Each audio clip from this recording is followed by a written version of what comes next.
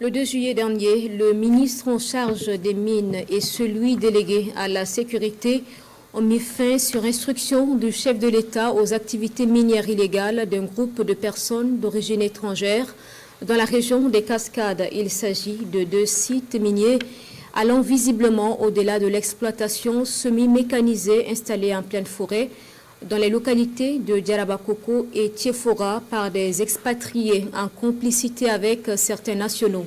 Ces activités se mènent depuis un certain temps sans autorisation requise et pour les minerais convoités, rien n'est d'abord précis. Les autorités ont procédé à l'arrêt immédiat des travaux et annoncent une batterie de mesures à l'encontre des mises en cause. L'impact environnemental reste énorme sur les lieux. Images avec Betty Bienao et Adama Julien Dambélé. L'impact environnemental est énorme. Une bonne partie de la forêt détruite, un cours d'eau visiblement détourné de son lit naturel et d'énormes crevasses du fait de l'utilisation d'engins lourds. C'est le constat fait ce jour par le ministre en charge des mines et celui délégué à la sécurité sur ce site minier à Diarabakoko, dans la région des Cascades. Les responsables, des personnes d'origine étrangère en quête de minerais, avec bien sûr la complicité de certains nationaux.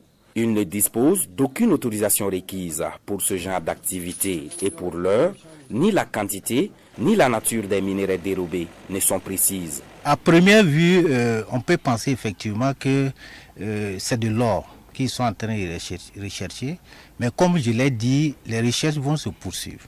Nous allons mieux approfondir la question afin de voir si derrière cette recherche d'or, il n'y a pas d'autres substances précieuses qui sont en train d'être exploitées par ces personnes-là. Ces machines, il y en a au moins une soixantaine.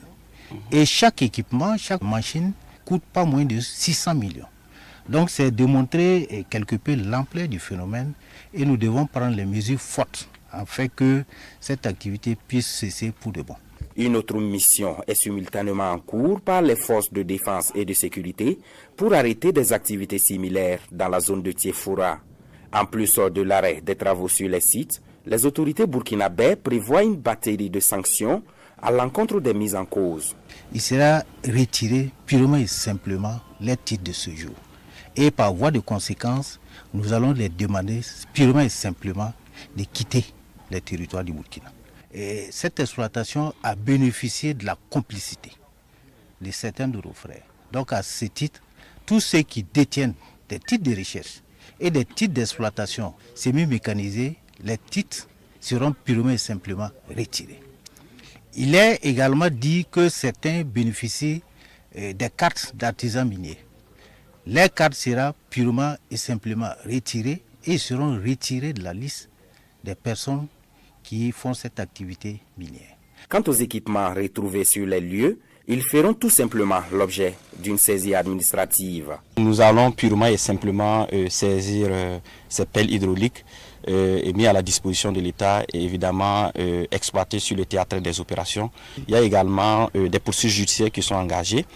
Cela nous permettra également de détecter et d'identifier tout ce qui est complice et les faire également appliquer l'intégrité et la sévérité de la loi. Plusieurs sites clandestins exploités dans les mêmes conditions par des expatriés auraient également été signalés dans la région des Hauts-Bassins et le sud-ouest. Selon le ministre Yacouba Zabré Gouba, des actions sont en cours pour dresser une cartographie de ces sites illégaux, traquer les responsables et appliquer la loi dans toute sa rigueur. Appel est donc lancé pour une dénonciation de masse dans le but de préserver nos ressources naturelles, un bien commun à tous les Burkinabés.